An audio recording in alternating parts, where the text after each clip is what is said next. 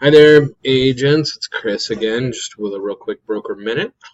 I know some of you have seen in your loops me ask for the final settlement statement.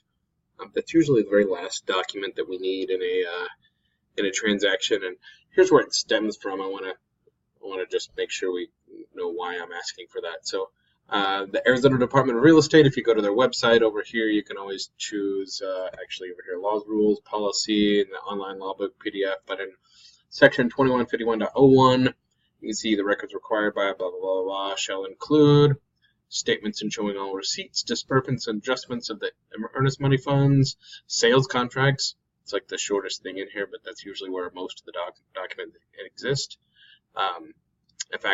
Applicable copies of employment agreements.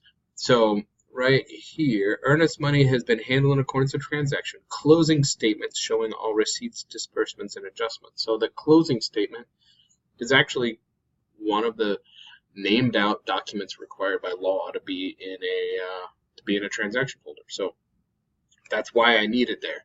Now, some of you are like, well, I uploaded the closing statement that they sent me.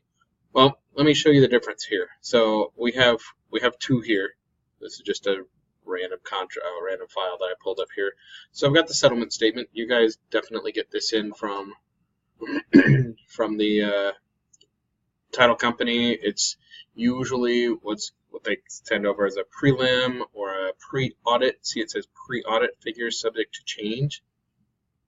This is one for you to go over. You should definitely be familiar with this and all the numbers on here and make sure they all sit in the right spot. But this is not the final document. The final document actually comes to us usually in our closing package with the checks. And it has this right here. One, it says final, and two, it says this is to certify that this is true and correct and has a signature on it. It doesn't necessarily have to have all that verbiage on there. It could just be a signature at the bottom, but the escrow officer will sign it. They have a legal responsibility behind it. Make sure all the money's got dispersed appropriately. So there will be an escrow officer's signature on here. So that is what documents the final settlement statement. Now, that does, like I said, that usually comes to us, the office, directly from the title company in the closing package with your checks.